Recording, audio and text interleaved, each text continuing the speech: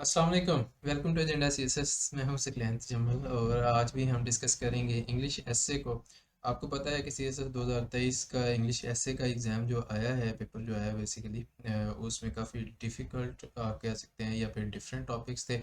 And you guys wanted me to make videos on those, so I decided कि मैं बारी बारी एक एक करके उनको डिकन्स्ट्रक्ट करने की कोशिश करूँगा, उनकी पॉसिबिलिटीज़ निकालने की कोशिश करेंगे हम और उनको डिस्कस करेंगे।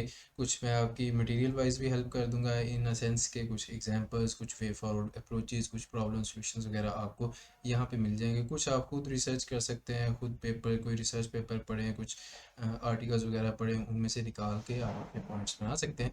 और I am not giving you detailed और complete outline because I want you to write your own outline, तभी जाके आपकी क्रिटिकल थिंकिंग और आपकी क्रिएटिव थिंकिंग, क्रिएटिव राइटिंग इतनी इम्प्रूव हो सकती है कि आप कॉन्फिडेंटली इंग्लिश एसए के एग्ज़ाम में बैठ सकते हैं। इस वक्त जो है वो क्या उसको कहते हैं, इवेलुएशन सेशन, उसके लिए स्लॉट्स हमारे पास फ्री हैं। So I have 5 slots for you. जिन लोगों ने इवेलुएशन करवानी है उनके लिए, एक तो आई के बटन में ऊपर लिंक मौजूद है, इंग्लिश एसए की प्लेलिस्ट आप देख लें, आपको अंदाज़ा हो जाएगा कि मैं किस डेप्थ तक जाके और कितनी क्रिटिकल चेकिंग करता हूँ। And if you want to get your essays evaluated, here is the contact number, आप मेरे साथ यहाँ पे रब्ता कर सकते हैं। एंड उसके अलावा आपको पता है जी कि हम एक दफ़ा ऑलरेडी जनरल ओवरव्यू दे चुके हैं इसी चैनल पे C S S a paper का। तो जिन लोगों ने वो नहीं देखा, आप वो भी देख लें, उसका भी आपको ऊपर आई के बटन में लिंक मिल जाएगा। And let us start the video today. आज का हमारा टॉपिक है जी topic number 2 from the English essay paper 2023, which is the one who uses force is afraid of reasoning. तो थोड़ी सी अफर्मेटिव स्टेटमेंट उन्होंने डायरेक्टली दी हुई है जी। अच्छा, अगर आपको डायरेक्टली एक स्टांस दिया हुआ है तो कुछ लोग ये भी कहते हैं कि you can not disagree with that. ठीक है जी, आपको जो स्टांस दिया हुआ है वो आपने उसी को लेके चलना है, उसी को प्रूव करना है। अगर नहीं हो रहा तो फिर आपको दूसरा टॉपिक पकड़ लें। मेरे नज़दीक ये एक रिजिड अप्रोच है। आई डोंट थिंक कि ऐसा होता है। ज़ाहिर है हमारे पास क्लैरिटी तो नहीं है। कोई भी एफपीएससी का एग्जामिनर खुद तो नहीं कहता जी कि मैंने जो अपोजिट स्टांस वाले हैं वो सारे फेल किए हैं या जो सेम स्टांस वाले हैं वो सारे पास किए हैं। There is nothing of the sort. So आपके लिए जो रैशनल स्टांस है, जो प्रो ह्यूमैनिटी या प्रो पीस स्टांस है, आपको उसको यूज़ करना चाहिए। अगर ये उल्टा होता स्टेटमेंट तो most probably I would have gone against it, लेकिन ये ऑलरेडी जो है ये एक पॉजिटिव स्टांस है, तो yes I will go with this one. लेकिन आप इसका काउंटर नैरेटिव भी लिख सकते हैं if you have the sufficient arguments, data and references to prove it. ठीक है जी, कोई कंपल्शन नहीं है कि आपने सिर्फ और सिर्फ इसी साइड पे ही लिखना है। इसीलिए मैंने आपके लिए जो पॉसिबल डायरेक्शंस इसके लिए बनाई हैं वो है, एक तो ये है कि आप नेगेटिव्स ऑफ फोर्स और पॉजिटिव्स ऑफ रीजनिंग उनको डिस्कस कर सकते हैं। ठीक है जी, पॉइंट वाइज आप उनको डिस्कस करें जी कि नेगेटिव और यूज़ ऑफ फोर्स ये इतने सारे हैं। फिर जो रीजनिंग है उसके हमें फ़ायदे क्या क्या मिलते हैं, फिर आगे से अब हमारे लिए वे फॉरवर्ड क्या है। आप उसको वे फॉरवर्ड दे के एक पॉजिटिव एंड पे अच्छा सा कंक्लूजन लिख के उसको क्लोज ऑफ कर सकते हैं। लेकिन अगर आपने काउंटर नैरेटिव देना है तो आप माइट इज़ राइट कह सकते हैं जी। ठीक है, आप उस साइड पे भी जा सकते हैं कि जी ठीक है, he is not afraid of reasoning, he just believes that the whole world rules on power politics. और मैकियावेली भी यही कहता था। अगर आपने पॉलिटिकल साइंस पढ़ी हुई है या फिलोसफी पढ़ी हुई है तो मैकियावेली है, उसके अलावा थॉमस हॉब्स है, काफ़ी सारे, फॉर एग्जांपल प्लेटो है, दूसरे भी हैं। अब स्पार्टन्स जो हैं वो भी यूज़ ऑफ फोर्स में बिलीव करते थे। ठीक है जी। So you can do that but it is very hard to collect the data for this narrative. So I would recommend कि आप जो स्टांस है उसी के ऊपर रह के उसको प्रूव करने की कोशिश करें। ठीक है जी। फिर है तीसरी हमारे पास इसकी पॉसिबल डायरेक्शन है जी, fear of reasoning and the cost of force. कि जी कुछ लोग ऐसे होते हैं जो वाकई, एक तो हमने ऊपर नेगेटिव और पॉजिटिव्स की फॉर्म में डिस्कस कर लिया, दूसरा है कि जी फेयर ऑफ रीजनिंग इटसेल्फ है। क्यों है वो भी हम देखेंगे, 4-5 पॉइंट्स यहाँ पे मैंने लिखे हुए हैं। और फिर उसकी वजह से फिर जो फोर्स यूज़ करते हैं उसकी कॉस्ट क्या है, उससे हमें नुकसान क्या क्या होता है। ठीक है, क्या क्या हमें कॉस्ट बर्दाश्त करनी पड़ती हैं उसकी। और एक और भी आप टेम्पोरल एनालिसिस दे सकते हैं कि जी history bears witness to the fact that force has always remained the dominant tool of decision, your final tool of decision making. However, the philosophers and critical thinkers now believe that reasoning has more power as it has driven the wheel of progress. ठीक है, तो moral of the story is कि it all depends on your thesis statement. एक तो ये है कि आप स्टांस कौन सा लेना चाह रहे हैं और फिर आप उस स्टांस के लिहाज से thesis statement क्या बना रहे हैं। भाई ये फर्स्ट थर्ड और फोर्थ जो हैं ये सारे पॉजिटिव हैं, ठीक है जी, लेकिन इनमें आप थीसिस स्टेटमेंट जिस तरह से बनाएंगे वो डिफाइन करेंगे कि आपके एसे के सेक्शंस कौन कौन से होंगे। ठीक है जी, सो जो नीचे मैंने आपके लिए कॉलम्स बनाए हुए हैं या उनके पॉइंट्स लिखे हुए हैं, इनको एज इट इज़ आपने याद नहीं करना। आप अपनी थीसिस स्टेटमेंट डेवलप करेंगे तो उसके लिहाज से आपके एसे के सेक्शंस बन जाएंगे। उन सेक्शंस को डेवलप करें, उनमें पॉइंट्स डालें, फिर एंड पे आप वे फॉरवर्ड डालें, आपका एंड और कंक्लूजन दे और ऐसे को क्लोज ऑफ करें। जो लिटरेरी ऐसेज होते हैं या जो थोड़े से क्रिएटिव ऐसेज हैं उनमें आपके लिए चॉइस होती है। आप 5-6 सेक्शंस भी बना सकते हैं, आपने उसको एक्सप्लोर ही करना है ना। As long as you are relevant, आप टॉपिक से हट नहीं रहे तो दैट इज़ फाइन। ठीक है जी, तो इसी तरह फिर अब ये जो जनरल मैंने डायरेक्शंस दी हैं उनके मेजर सेक्शंस या मेजर कुछ चीज़ें मैंने आपके साथ डिस्कस करता हूँ पॉइंट्स के फॉर्म में। चलें जी, first of all we have negatives of force. Force जनाब हमारे लिए डिटेस्टेबल क्यों है या हम उसको नापसंद क्यों करते हैं। ठीक है जी, पहली बात है जी, इट ब्रीड्स वायलेंस, वायलेंस जो है उसको प्रमोट करती है ये। फिर है जी प्रिक्लूड्स कोऑपरेशन, अगर आप फोर्स यूज़ करते हैं तो आप लोगों के साथ कोऑपरेट नहीं कर रहे, दैट मीन्स कि मेरा गेन आपका लॉस है, which is what we call zero sum game. ठीक है जी, जीरो सम गेम यही होता है कि -1 + 1 = 0। मैं पहले ये करंट फेज की वीडियोस में भी आपको बता चुका हूँ। फिर है जी डिक्रीज ट्रस्ट अमंग एक्टर्स, भाई आपकी कोऑपरेशन के लिए और आपके आपस में अच्छे रिलेशंस के लिए फर्स्ट थिंग इज़ के ट्रस्ट। ठीक है, trust has a lot of value in diplomacy. आपको कांग्रेस ऑफ वियना में भी यही चीज़ मिलती है, फिर लॉन्ग पीस पीरियड्स वगैरह में। तो ट्रस्ट बिल्डिंग जो है वो एक मेजर चीज़ है, लेकिन अगर आप यूज़ ऑफ फोर्स करते हैं या you resort to the use of force then that means there will be no trust among the actors and everyone will be a realist. ठीक है जी, and realist is essentially the ideology of power, कि आप जितनी power Amaze करेंगे उतने आप ज़्यादा स्ट्रॉन्ग और सिक्योर। ठीक है जी, ये तो खैर थोड़ा सा आईआर का पर्सपेक्टिव आ जाता है, लेकिन हम रियलिज्म जो है ना उसको एब्सोल्यूट सेंस में नहीं ले सकते। द रीज़न इज़ कि अगर आप क्लासिकल रियलिज्म पे जाते हैं तो दैट सिंपली मीन्स कि आपने मैक्सिमम पावर अमेस करनी है, and more specifically brute force या फिर मिलिट्री पावर की फॉर्म में। तो वो डेफिनेटली जितनी ज़्यादा मिलिट्री फोर्स होगी, जितने ज़्यादा आप बम शम बनाएंगे, टेक्नोलॉजी बनाएंगे, एटम बम बनाएंगे, मिसाइल्स बनाएंगे, उतना ज़्यादा सिस्टम जो है ना वो वोलाटाइल हो जाता है।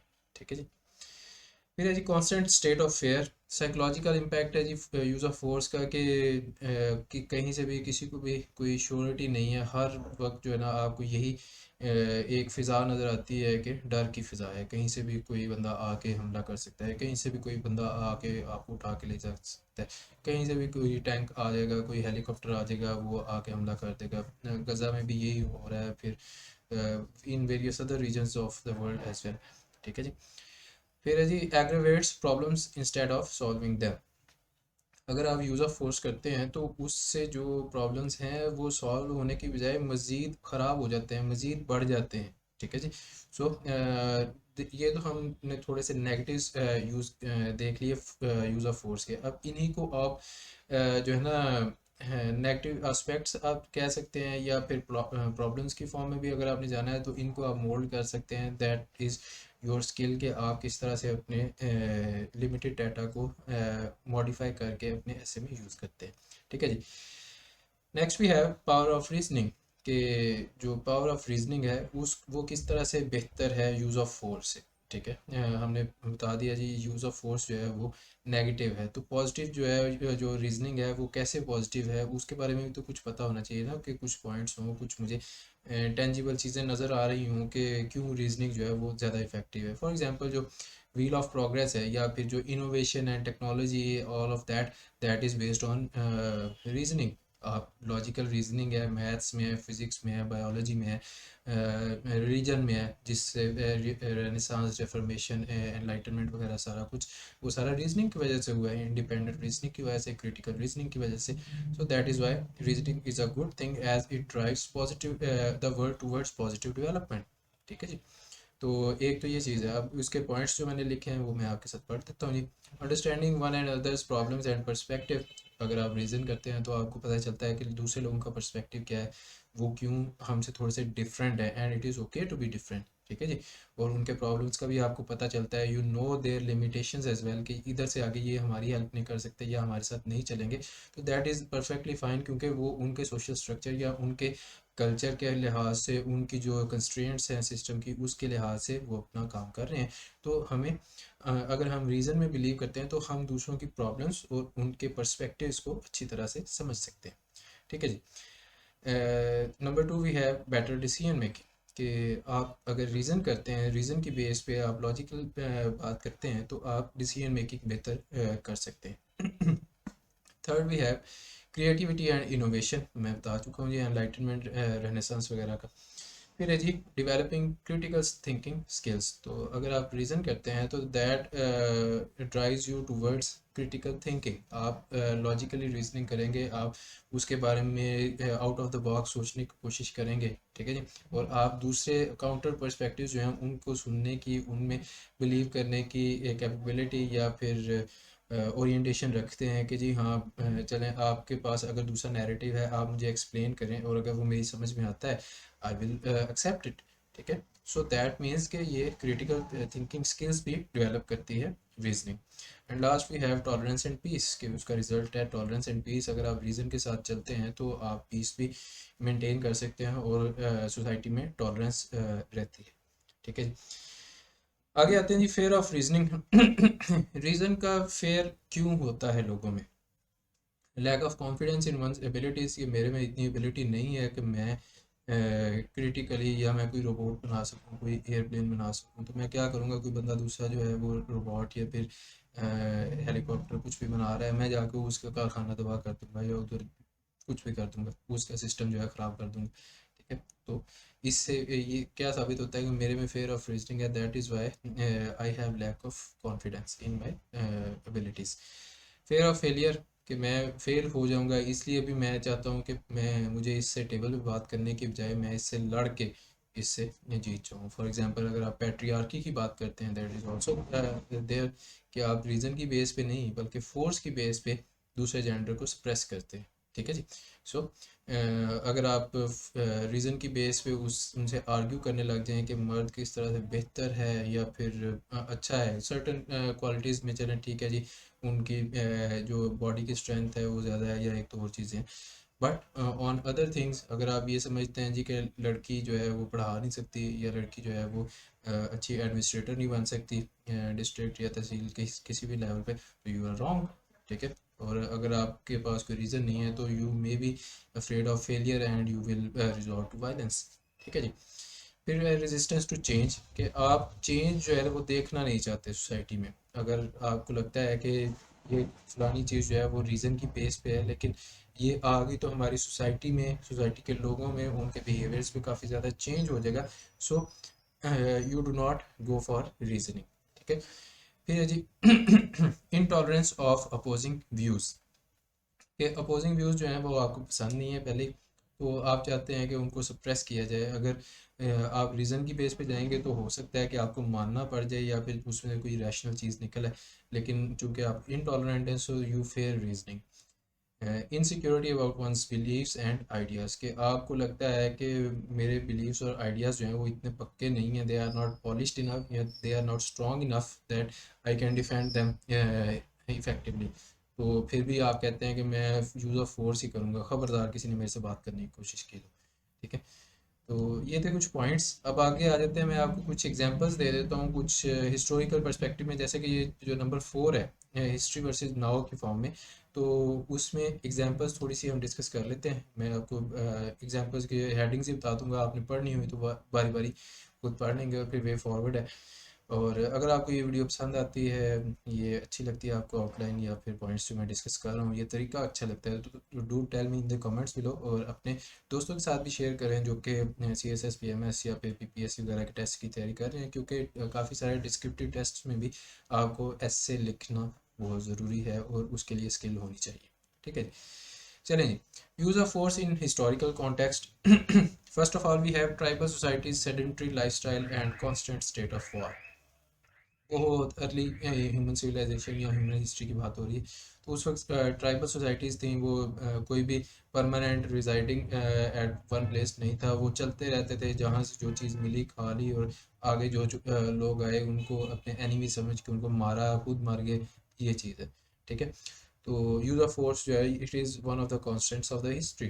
और ये हमें अर्ली ट्राइबल सोसाइटीज़ से भी एग्जांपल्स मिलती हैं कि वो लोग आपस में लड़ते रहते थे। उस वक्त के वॉर वेपन्स जो हैं वो हमें काफ़ी जगह से आर्कियोलॉजिकली मौसूल होते हैं। ठीक है जी। Next we have Genghis Khan and sack of Baghdad. Genghis Khan, जिसको आप चंगेज़ खान कहते हैं उर्दू में, उसको गेंगिस खान हम लिखते हैं जी अंग्रेज़ी में। और उसने बगदाद पे हमला किया, सारा बगदाद तबाह कर दिया था। That is also use of force which is a negative thing कि भैया आपने एक हस्ता बस्ता इतना डेवलप्ड सिटी जो है कैपिटल, उसको तबाह कर दिया, और काफ़ी ज़्यादा लोगों की जानें गई उसमें। फिर बाद में लोग फेयर की स्टेट में रहने लगे, और it ruined the economy of that place. French revolution 1789 and intransigence of Napoleon.